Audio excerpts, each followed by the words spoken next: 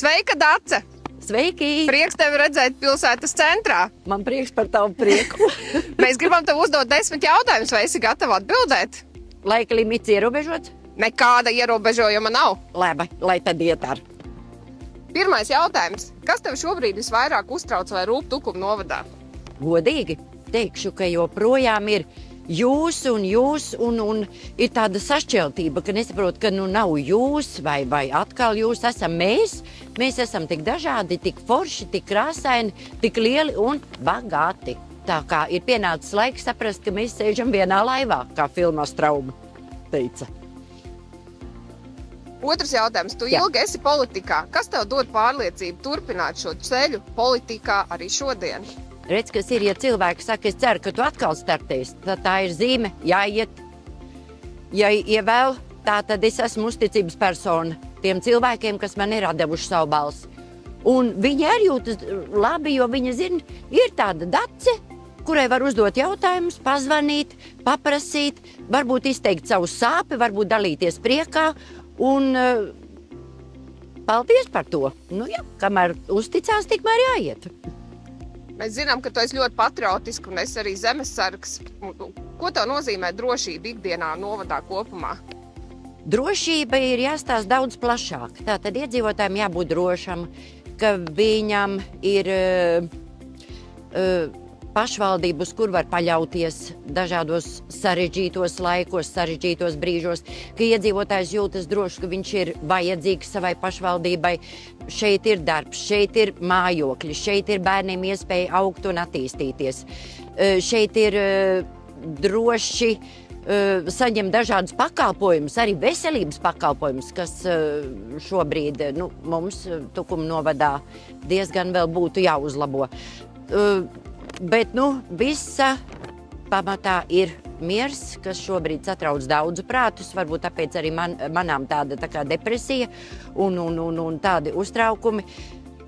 Bet es teikšu tā, šajās dienās ir, un vispār pēdējā laikā ir svarīgi šāds moto. Mana Latvija ir mana atbildība. Tad sāksim katrs ar sevi. Tu pieminēji veselības jautājumus, un tad droši vien tev arī var pastāstīt, kā mēs varam padarīt Tukumu draudzīgāku cilvēkiem, kuriem dzīvē klājas visgrūtāk. Te es atkal teikšu, ja kāds iebildīs, man dzīvē viss iet gludi, tā būs melošana, jo katram no mums kaut reizi mūžā ir pienācis kāds krīzes brīdis. Ir spēcīgi cilvēki, kas paši māk sasparoties un tikt tam visam pāri. Ir cilvēki, kuriem ļoti ir palīdzējis līdz cilvēku, tuvinieku, darba kolēģu, kaimiņu atbalsts. Bet ir cilvēki, kuri nevēlas, nevēlas šo te atbalstu un nevēlas arī paši neko mainīt un nevēlas saņemties. Un man visvairāk satrauc tas, kā pamodināt tos cilvēkus, kas paši nevēlas tikt ārā no krīzes. Tas ir vissāpīgākais jautājums šajā brīdī. Un arī tas, kā palīdzēt stiprajiem, jo arī stiprie kādreiz mēdz salūst. Kā palīdzēt? Tad, kad tu jūti, ka tu vari palīdzēt. Un kā iekustināt tos, ir tādi jautājumi, es domāju, daudziem. Tas ir vēl neatbildēts jautājums. Ko darīt? Un tad kas ir tas, ko novadā vajadzētu mainīt? Kura joma tev pirmā nāk prātā? Es jau paskatījos panorāmā, kā tur pa mūsu Tukuma novadiņu, kādi tur te visi rezultāti ir. Bet viens ir skaidrs, ka uzņēmēja darbība būtu jāiekustina, jo valsts mērogā mēs neizskatāmies diezgan labi. Mājokļi, jaunās ģimenes paliktu šeit dzīvot, ja būtu kur dzīvot un ja būtu kur strādāt. Tātad uzņēmēja darbība, mājokļi un tad jau dzimstība un vispārējais jau sakārtosies, jo arī jaunajām ģimenēm jābūt drošām, ka šeit ir stabila palikšana, šeit ir darbs un ir stabila vieta, kur veido ģimenes. Mēs zinām, ka tev ir daudz hobiju un blakus nodarbošanās. Un kā tu atrod līdzsvaru starp praktiskām lietām un radošumu, kokli, dzeju un ceļojumiem? Nu, ceļojumi tagad nedaudz jāizmirst ir, bet viens otru papildina. Kad tu esi bišķi iztukšojies, tad tu atkal atgūsti spēkus koklē, dzejā. Es arī tagad, starp citu, kāju vārnas bumbas taisu. Tas ir vēl viens ļoti labs nervu nomierinošs līdzeklis. Vismaz man un daudziem maniem draugiem. Bet par to vēlāk nedrīkst reklamēt, ja tā. Vai vari padalīties ar pēdējo dzejoli vai domu, ko esi pierakstījusi? Es labāk ar vienu no pirmajiem dzejoļiem. Vispār, kā man sākās tā dzejošana, man jāsaka paldies Inesei Smirnovai.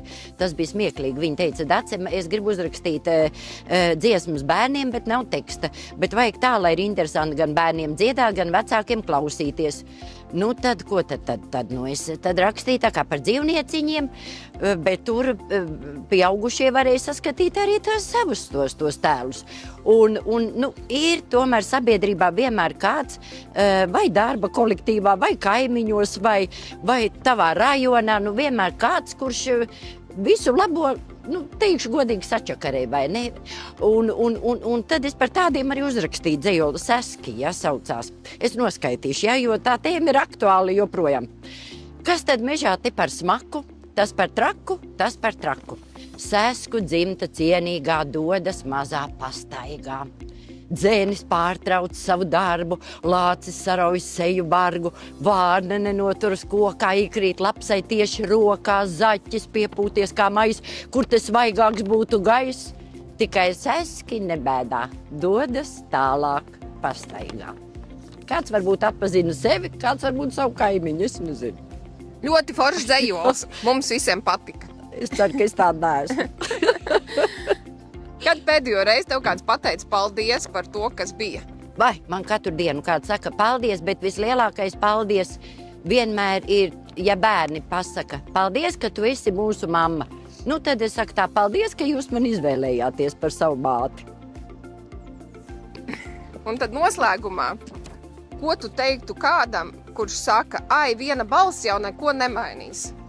Nu, redz, te ir 3 varianti. Ir cilvēki, kuri saka, ai, ko es iešu, jo es nevaru aiziet. Tad tur to problēmu atrisina vēlēšanu komisija. Piezvaniet, viņa atbrauks, balsi varēs atdot. Ir tādi, kas saka, ai, man viss vienalga. Es teikšu, tiem ir vistrakāki, jo viņi ir tā kā bišķi iesnaudušies, un no šādas vienaldzības jau arī visas lielās pasaules ķibeles sāks.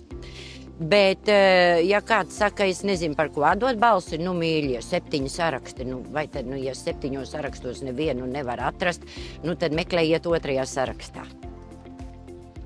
Un pats galvenais ir tas, ka santīms pie santīma, tas ir latiņš, grams pie grama, kilograms, cilvēks pie cilvēka, un tas jau ir spēks. Paldies tev par atbildēm uz šiem jautājumiem.